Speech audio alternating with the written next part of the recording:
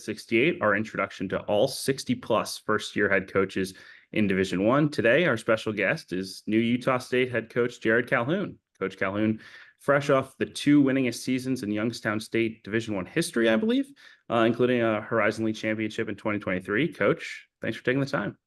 Kev, thanks for that wonderful introduction, and happy to be on with you, man. Love listening to you guys.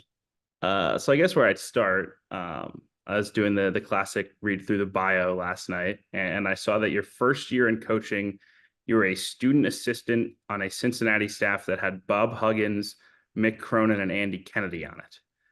How unique a first taste of college coaching was working with that group of people. You know, Kev, I've been really, really blessed, fortunate, grateful for all of the great coaches that I've been able to work under. You know, it started for me as a college player for Raleigh Massimino. You know, that's really when I knew I wanted to coach. But when I got to University of Cincinnati, we were top 10 in the country, selling out Shoemaker every night.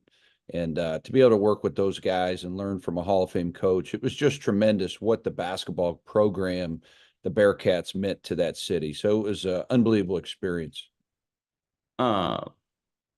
Between the time at Cincinnati and the time at West Virginia you spent as a young coach, you obviously spent a lot of time under, Bob Huggins, one of the legendary figures in college basketball the last, 20, 30, 40 years.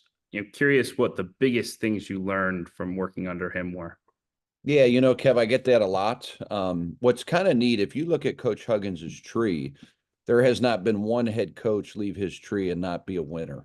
So I think the first thing he does, Kev, he gives you great belief in allowing his coaches to be really head coaches, right? Whether it's a head coach of the scout, if you have the scouting team, you're getting ready for a scout, you're working with your guards or your bigs or your forwards, just taking ownership of, whatever you're doing, working with them. So that's a huge thing that I took. And then I also think one of his sayings was, don't waste days. Every day that you have as a coach, you should be very, very fortunate that you have it.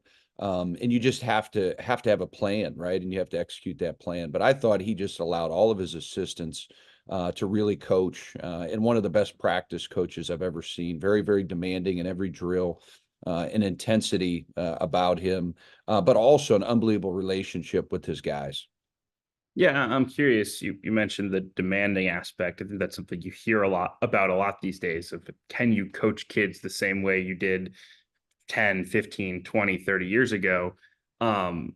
How have you tried to bridge the gap between wanting to have some of those same principles of, like it's a very serious program and like the standard is very high, but also like we got to treat kids in a way that in 2024 kids will want to stay and play for me multiple years and not quit halfway through, right? Like how have you balanced that, and what did you learn from Coach Huggins on that front?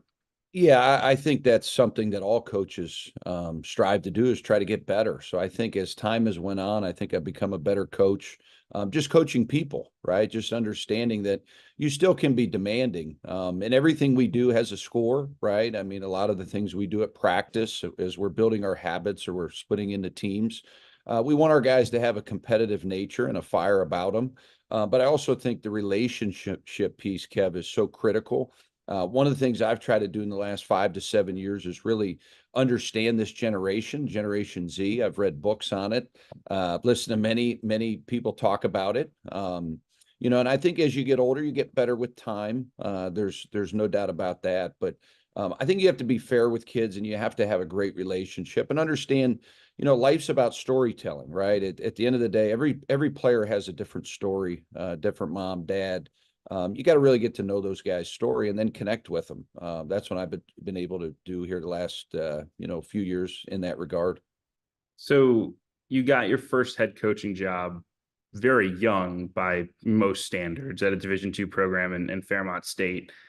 How much of that was truly trial by fire, and what was that experience like as you were first getting your feet wet as a head coach? Yeah, I laugh about this one all the time, Kev, because it was definitely trial by error. My very first press conference, I wanted to set the tone. The next day we had practice at 6 a.m. We walked in at about 5:30 as a staff, and the gym had not been taken out from the press conference. So we had to clean up a stage, tables, and chairs. I had just left West Virginia in about a $30 million practice facility to take a Division II head job, right? So I wanted to be a head coach. I didn't care what level. But, even Joe Mazzulla and I joke about this all the time. He joined my staff a year later, and we laugh how bad at coaches we were back then. You think you have a lot of answers as a young coach, but I've been really fortunate to surround myself with really good assistants and really good people. And then we got great players at Fairmont State. And, we took a program the previous year had won 8 games. We won 22 games our first year, 23, went to the NCAA tournament, and then the whole city really got behind our program. So those are some great memories.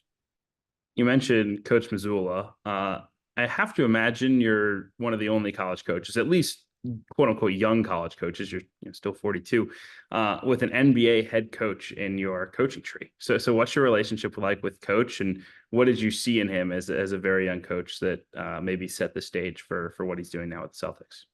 Yeah, back then, Kevin, he was on my staff. We shared an office, right? So our office, there was basically 2 desks crammed in there. So it was a ton of conversations, a ton of brainstorming, different ideas, whether it was player development, whether it was scheduling, how to run a program, what kind of offense, defense. My relationship started with him at West Virginia. He was our point guard on our Sweet 16 team. He was our point guard on our Final Four team. Then he got into coaching and was with me for all those years at Fairmont.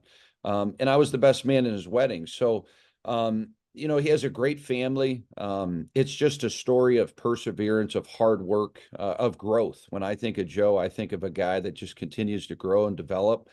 We have stole so many ideas over the last few years, just different philosophies. I think one of the reasons our offense is really good is because of the ideas we stole from him. So really, really hoping, Kev, that he can win a championship this year, because I know how hard he works at it. I have to ask, like, he seems to have a very unique personality. I mean, you hear the stories, the podcast appearances, etc. You got to have a good story for me from maybe the D2 days or even now that you can share about Coach Missoula. Yeah, I mean, probably one that's a more serious story was after year 2 that he was with me. I was just going 100 miles an hour, really on the verge of a total coaching burnout, Kev. We were winning 20-something games, but we weren't happy as far as advancing in the NCAA tournament. So I think he felt that in the office. He left a book on my desk, didn't say who did it, but it was about a crazed high school basketball coach. It's called Lead for God's Sake, from Todd Gongwer. And I read the book and I just literally broke down, started crying, and got on the phone with Todd immediately. Joe had lined this up.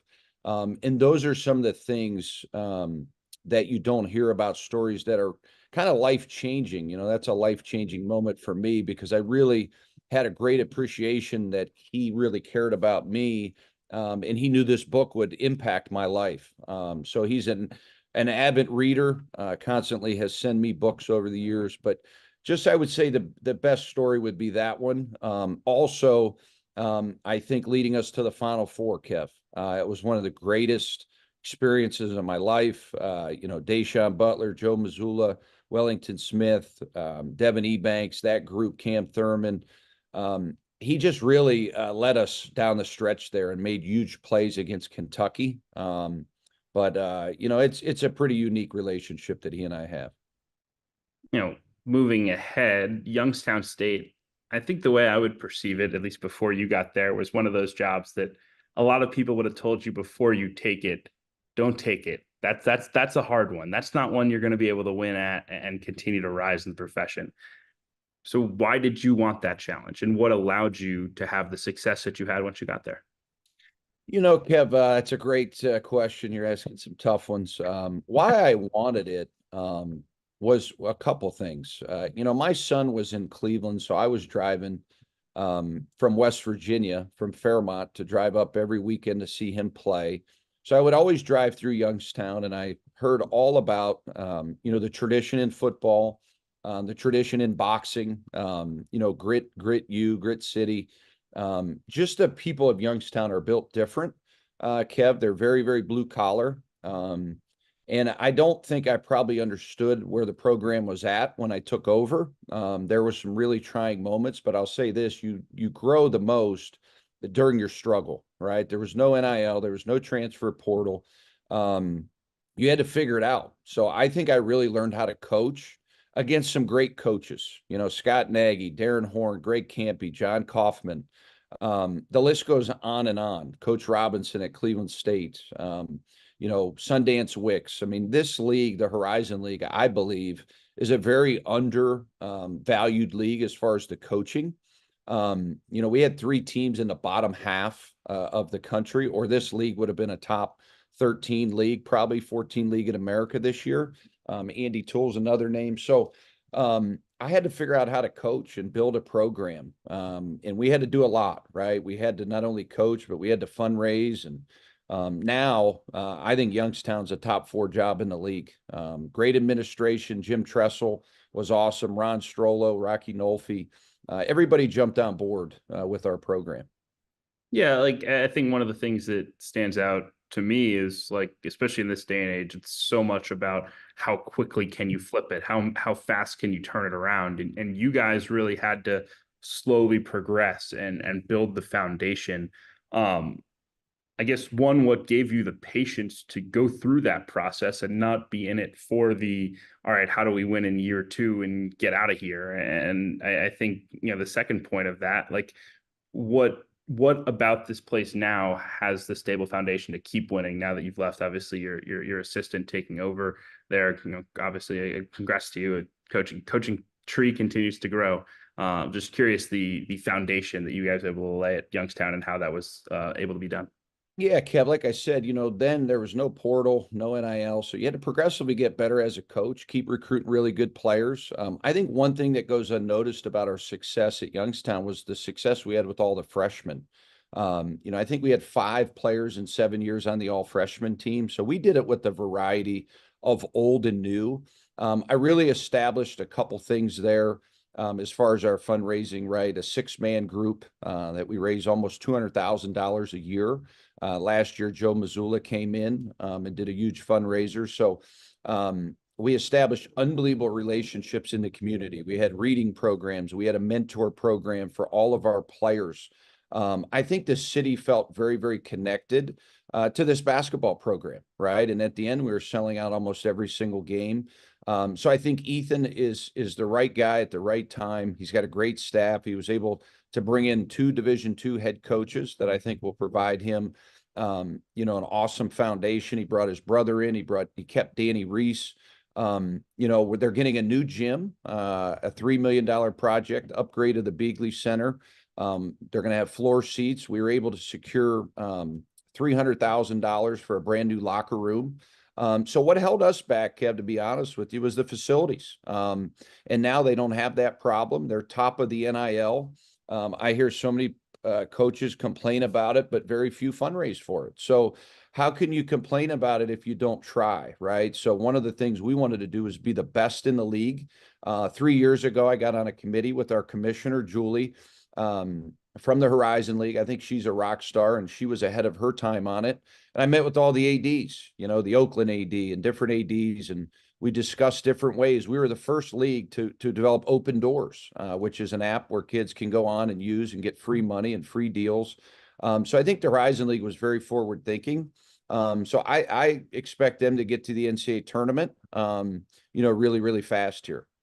Yeah, the NIL aspect I think is an interesting one. Is we transition to Utah State and what makes that place so special. Obviously, the fan support is something that I think stands out, and not something you'll have to build in the same way that you did at Youngstown. But it's an interesting place to be, at least in my estimation, right? Because the Mountain West, you probably need to recruit high major level players because you're trying to get at large bids. I mean, there's a 6-bid league last year, but you're probably not going to have a high major budget. So how do you bridge that gap, and how do you approach recruiting in the NIL age at a place like Utah State?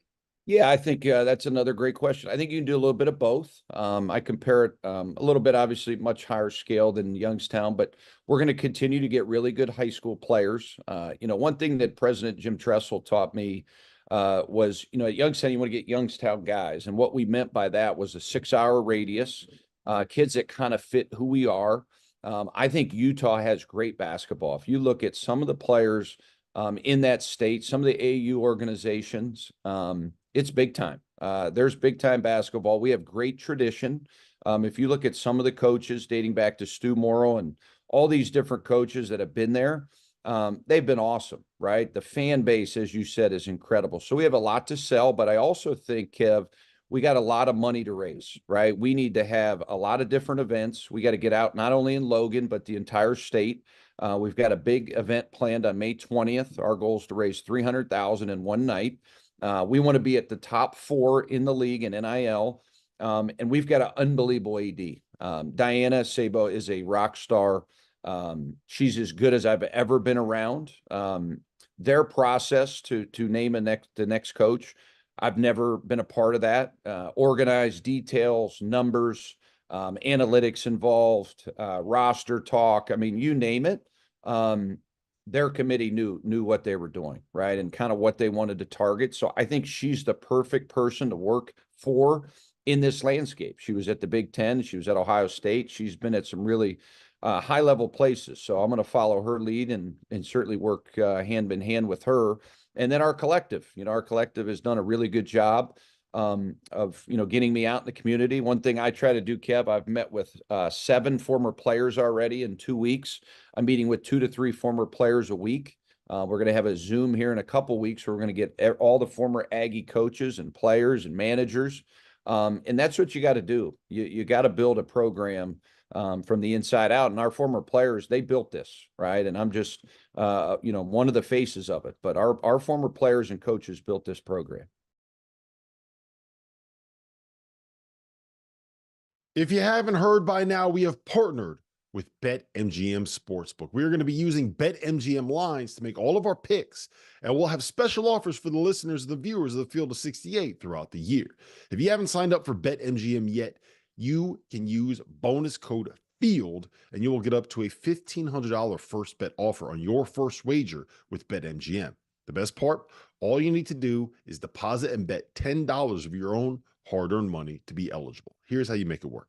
Download the BetMGM app and sign up using that bonus code FIELD. Deposit at least $10 and place your first wager on any game, and you will receive up to $1,500 in bonus bets if your bet loses. Just make sure that you use that bonus code FIELD when you sign up. BetMGM is going to have some fun offers available throughout the NBA playoffs. Bet insurance tokens, odds boost, and what I love, a nice parlay boost or two from time to time, as well as a ridiculous array of player prop bets for any sport that you could possibly imagine betting on. BetMGM is and always will be the king of the prop bet. So go download the BetMGM app, use the bonus code FIELD, and sign up today. And while I've got you, a quick request. The best way to support the Field of 68 content that you get for free is to engage with us. Rate and review the podcast.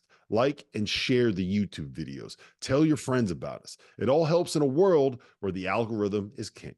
And now, back to the show. I know when you took the Utah State job, you made reference to wanting to put down roots and build this thing for a long time. I know that's something, for as good as the program has been, that coaches have moved on pretty regularly. Guys have gotten bigger jobs. Danny Sprinkle off to Washington this spring.